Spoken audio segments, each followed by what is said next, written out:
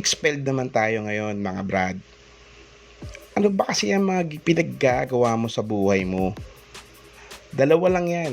Kung hindi grave offense yan, habitual delinquency na yan, mga tol.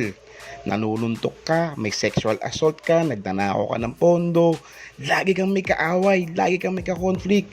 At worst, binibigyan mo ng kahihiyan ang ating kapatiran. Bibigyan ka ng suspension letter, babalewalain mo, at worst, hindi mo patatanggapin. Strip o tanggal talaga lahat ng pribileyo mo bilang isang triskilyon. No more FS kahit gaano pa kaganda yan, wag mo nang isuot. Kahit abutin ka pa ng dinosaur age. No more handshake. Kaway-kaway ka na lang, tropa. No more. Kaya nga, obey all fraternity rules. Huwag kang maging pasaway, Brad, para hindi ka mag-goodbye sa ating mahal na kapatiran. Simpleng paalala lang mula kay Daddy Fee.